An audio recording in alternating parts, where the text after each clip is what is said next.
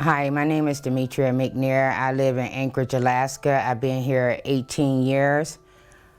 I'm coming to tell a sad story. That's something that happened to me here in Alaska. I had purchased a Yukon truck in 2008 from Red, White, and Blue Auto. It was a drug dealer's truck, and I didn't know it. I was visiting over to my ex-husband's house with his children. It's my godchildren. And I had parked my car in front of where the drug dealer parked their car at, and an undercover cop had hemmed me up that I was trapped me in the parking space, and then he came and asked me for my license, and I gave it to him, and then I also say, sir, I just bought this car, and I showed him the paperwork that I just purchased the car. So he let me go. He said, we looking for a person that just owned your car, that they was a drug dealer and they parked exactly where you parked at. So a little while down the road on 8/28,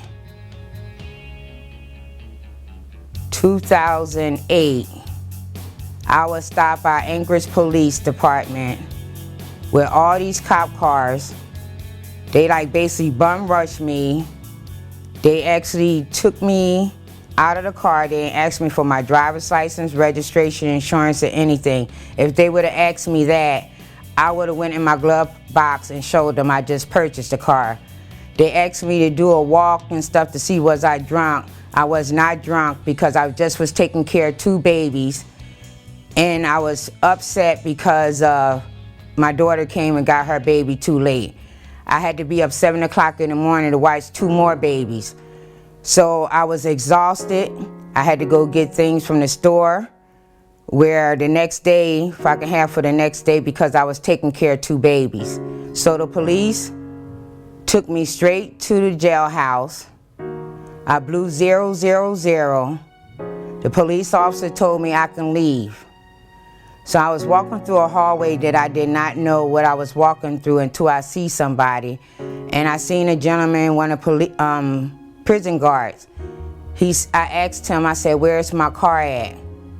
He said, your car is impound. I said, why is my car is impound and I blew 000? He said, you're not cooperating, miss. Then he came straight to me and assaulted me, and then all of these other prison guards, they all assaulted me, took me in this room. I was 110 pounds. I just coming back from Philadelphia after weighing 130 pounds. I was 110 pounds. All these prison guards, from 4 to 5 prison guards, bum rushed me from the back. I didn't get to see none of their face, only but the one that I asked where my car was at. They all put me on the floor. They bent my arms way up in the air. I could not breathe. I was losing my breath. I had 1,000 pounds of weight on top of me, and I almost died. If they didn't get up off of me in 3 minutes, I probably would have lost my breath and died from all the pressure of the weight. So then they all got off me, left me in a jail cell where I was supposed to have been leaving there. They left me in a jail cell from 1 something in the morning to almost 8 o'clock in the morning. When finally they came and opened that door, I told them I have to get home. I'm watching a prison guard's baby, and I need to be home by 7 o'clock. They told me, what's his name? I said, his name is Sam. They said, oh, Sam Carter? Sam Carter can watch his own fucking baby. He's off today. So then they let me make a phone call. I called Sam Carter's wife and asked her, can she come and pick me up from Anchorage Jail? So she came and picked me up. They let me go. I went home. And when I went home, my son's friend was at my house. He was there when I left about 1 o'clock in the morning. He was there at my house. I told him my story. And I told my children, I said, y'all didn't even realize I was home all night long. I wasn't home all night long. And, anything could have happened to me. Why didn't y'all check and see I was not home? I want to say this here to the people that I could have died there in Anchorage Jail, and there was no reason for me to be in there from all them prison guards on my body. I could have died there. What would they would have told my children? What happened to me? What reason? Or I don't know what they would have did with me. My children, my sons was driving that car right before I drove it 1 o'clock in the morning. And I thank God that it wasn't my sons that was in that car that the cops stopped, because I feared that my sons probably would have been dead. And for the law to beat me and falsely arrest me and accuse me of something that I didn't do, it just affected my whole life. I can't wear high heels like I used to. I love to dress. I can't wear high heels anymore. I don't got too fat from them injuring my body. I got over 3,000 outfits, over 500 pair of shoes, over 100 coats. And I cannot really get in anything. I have to keep buying more and more clothes. I was 110 pounds when they injured me. Right now, I am 164 pounds. I'm way overweight, more than I have ever been. I'm going on 47 years old, and I'm bigger than I have ever been. My arms is double the size from them injuring my arms and my shoulders, because I couldn't lift anymore. I couldn't even lift my grandbabies, carry them. And my whole family suffered from this. I had to argue with my daughter. I can't take care of your babies because I'm suffering from pain. I can't carry no babies, you know, but it's not my daughter's fault. And I still have to be a grandmother to my grandchildren, but I couldn't be the 100% grandmother to my grandchildren because of what happened to me. And also, it affected my family. When you got 3 Afro-American sons, that you have them to obey the law and don't get in trouble with the law, and don't abuse women, and don't disrespect women. My sons never disrespected a woman or abused a woman. And then for Anchorage Jail to beat me up, and then I can't get no justice. How do you think my sons feel that men don't beat their mother up and they can't do nothing about it? I was very happy in Alaska before this happened. I'm no longer happy here anymore. I have not been happy here in Alaska since this happened to me. I just had to stay here because my children had a life here.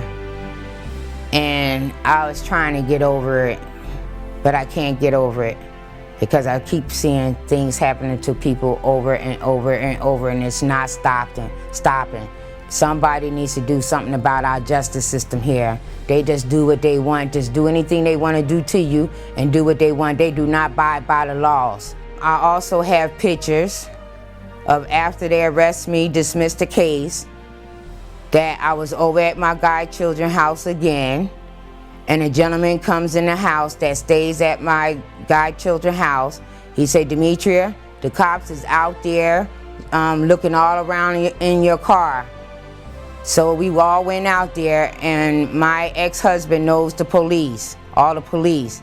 So he asked them to turn around and cheese, and he took a picture of them standing around my car. I had quite a few pictures of them standing around my car and looking in my car, even after the fact, after it was dismissed in the courts right away on 9/3. They dismissed everything. So they still was harassing me, even the charges was dropped. They still harassing me looking in my car.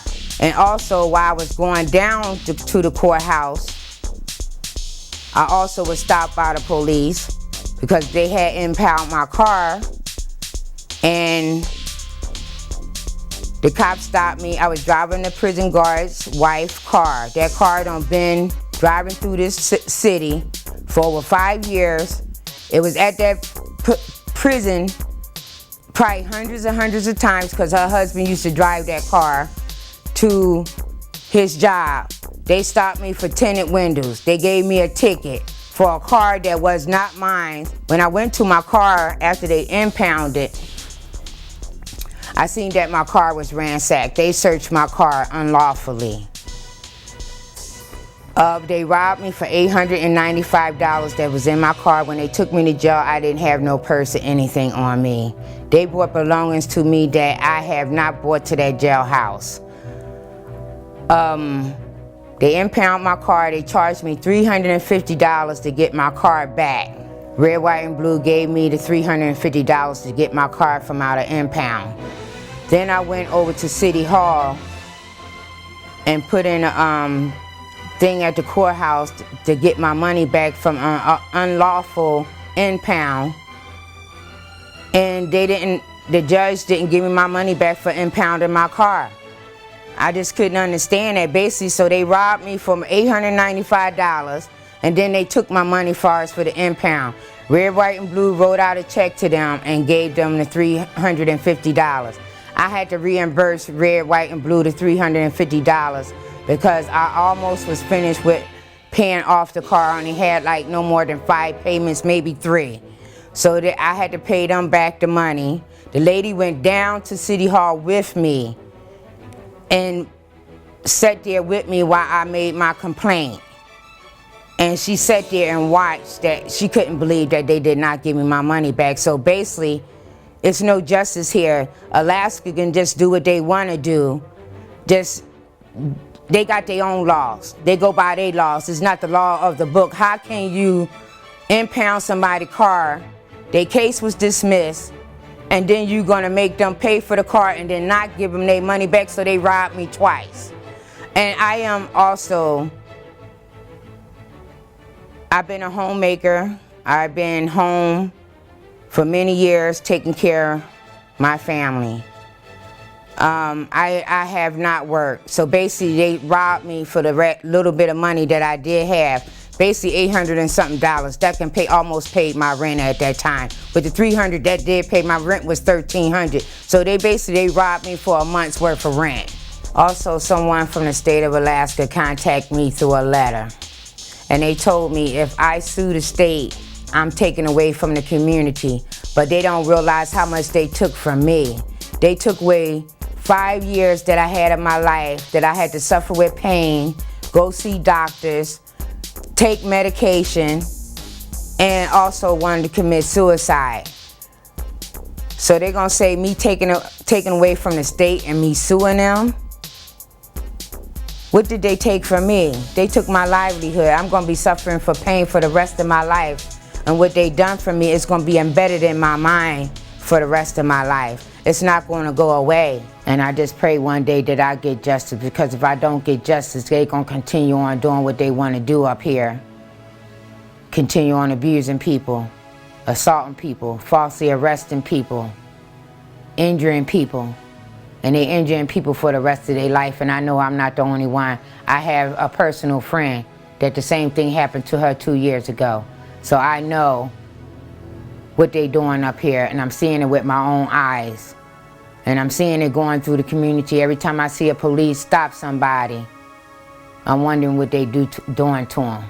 I could not get no lawyer here to take my case to go up against Alaska. The lawyer's not gonna take your case up against the state, because I really believe all of them is working for the state. I could not understand that. Why no lawyer would not take my case, because I was falsely arrested. I was abused. I just can't understand why no attorney would not take my case. The NWAC, I went to them. They told me they was going to take on my case. And then time that almost when the 2 years was up, close to 2 months before the 2-year statute of limitation, they said that they could not representing me. So I could not get no representation from no attorney here, no one. And I just sat back all these years and just dealt with the pain, the mental. I went through a big, real bad mental state.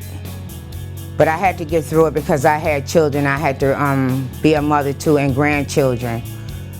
I came home and told a young man my story. 2 years later, they falsely arrested his mother and assaulted her. And she came to me and asked me what happened to me, and I told her my story, and she have not got no justice. If I can't get justice for me to go away and leave Alaska, I can't bear no more pain here from seeing them abusing people in our prison system and seeing all the crooked cops that we have here.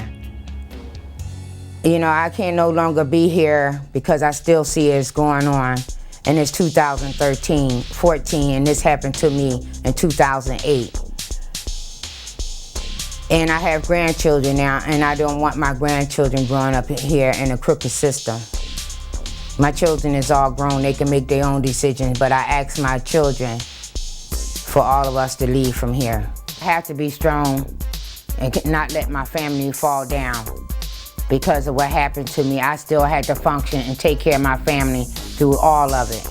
And I'm not gonna let nothing stop me until I get justice. And right now, our justice system is getting nervous because basically, I am putting things together. Last month, a boy got killed in Anchorage Jail.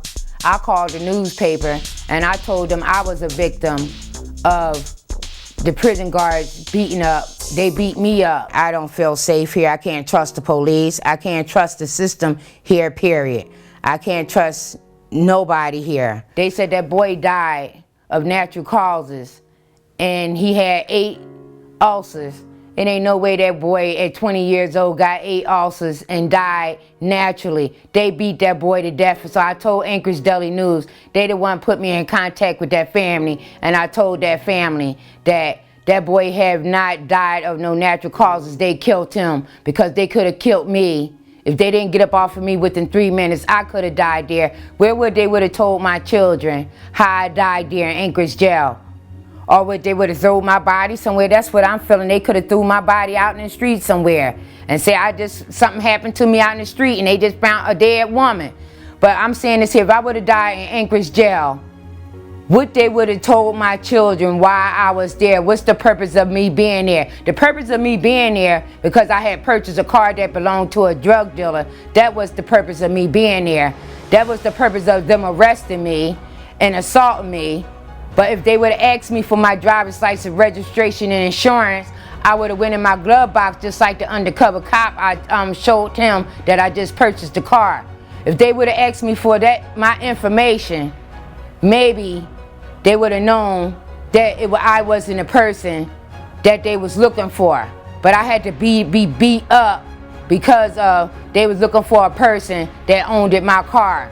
There's no one here to fight for the people, not even the NAACP. I am Afro-American, and the NAACP led me on for almost 2 years, and they did not represent me when they told me they was going to represent me. So I have got no representation here in Alaska by no one, and the whole state of Alaska knew about what happened to me. There's a lot of racism, and I can't understand that the NAACP is not stepping forward and letting the people see that it's racism in our state. But not only, I'm saying, it's not only racism, we got a crooked justice system. There's no system here. They do whatever they want, their own laws. So we need someone to come here and help us with our justice system.